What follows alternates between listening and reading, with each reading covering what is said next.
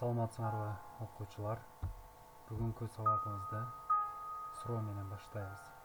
Математика сөзү эмне дегенди түшүндүрөт. Силер биринчи класстан бери математика сабагын окуп келатасыңар, ошондуктан бул суроого туура жооп бере аласыңар. Бүгүнкү өтө турган темабыз көптүктүн элементтеринин саны. Силер буга чейин көптүк жөнүндө түшүнүк алгансыңар. Анда биз бүгүн элементтеринин санын эсептөөнү үйрөнөбүз. Сабактын максаты жашоодо болуп жаткан ар кандай математикалык маселелерди чечүүнү жана логикалык ойлонууну жогорулатат. Бир ишкананын жумушчулары же орусча, же англисче билет. Орусча билгендердин саны 45, англисче билгендердин саны 28. Ал эми бул эки тилди тең билгендердин саны 24 болсо, анда бул ишканада бардыгы канча адам иштейт?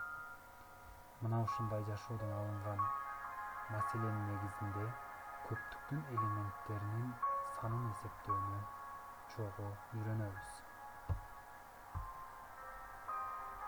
Анда жогорудагы маселени чыгарабыз. Бул маселени чыгарууда эки жол менен иштейбиз. Китеп боюнча карасаңар, таблица жолу менен иштөө дагы бар.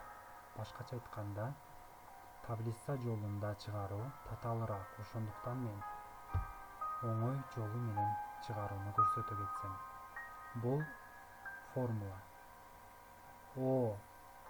Орусча билгендердин саны деп алалы, ал эми аны англисче билгендердин саны деп алабыз. Н болсо бул көптүктүн элементтеринин саны. Анын ортосундагы белги бул, силер билесиңер, бирүүгү белгиси. Менен аны кошуп, андан кийин кемитебиз. Н кашанын ичинде кесилишүү белгиси А.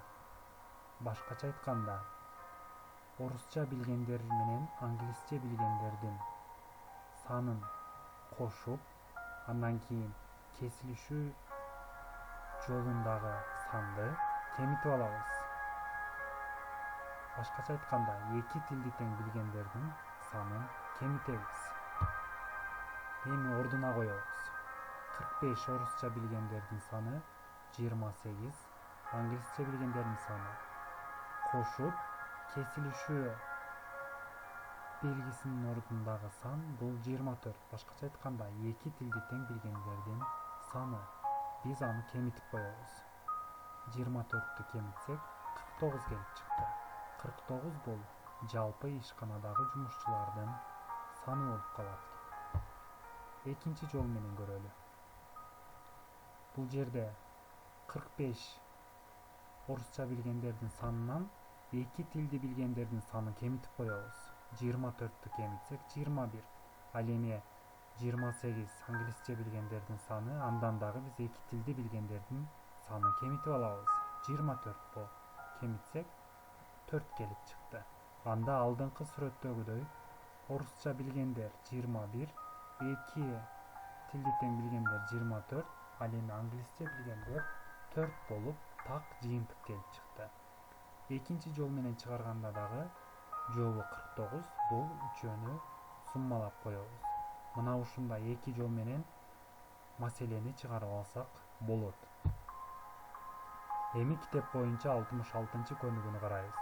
5-Б класстын 17 окуучусу спорт иримине, 12-си музыка иримине, 5 окуучу спортко да, музыкага да катышат. Ал эми 6 спортко да, музыкага да барбайт. 5-Б класста канча окуучу бар? Мына ушундай маселе берилди. Биз жогорудагы эки жолго коюп чыгарабыз. Биринчи жол. Формула боюнча музыка иримине катышкандар, С менен спорт иримине катышкандарды белгилеп алабыз. Орун алмаштыруудан сумма өзгөрбөйт, ошондуктан 17 кошулган 12 кемитилген 5 формулага койдук. 17 Бул спорт ийримине катышкандар ал эми 12, музыка ийримине катышкандар 5 болсо 2 ийримге тең катышкандар болду. Формула боюнча 2 ийримге катышкандар суммалап, жалпы ийримге катышкандарды кемитип коебуз. Жообу 24 болду. Эми маселеде берилгендей эч кандай ийримге катышпаган 6 окуучу калган. Биз келип чыккан суммага ошол 6 окуучуну кошсок 30 болду.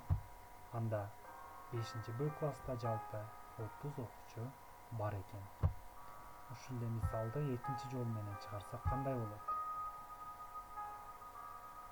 Бул спорт ийримине катышкан окуучулардан биз жалпы ийримге катышканды кемитебиз. 12.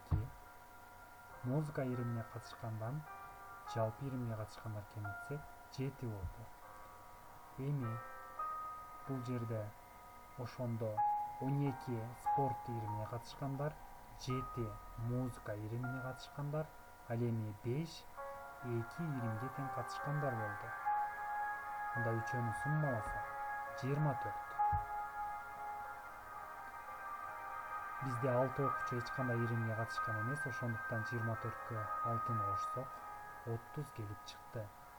Бул экинчи жол эмнени бизге так бере алат? Кайсыл ийримге канча окуучу катышкан экенин так биле алабыз экинчи жол менен чыгарганда. Мына эки жол менен чыгарганда тең, бирок жообу бирдей болду. Тапшырма окуучулар, жогоруда берилген маселелерде көптүктүн элементтеринин санын таап алдык. Эгерде теманы түшүнгөн болсоңор 67-68 көнүгүүлөрдү иштеп жөнөтөсүңөр. Саламатта болгула.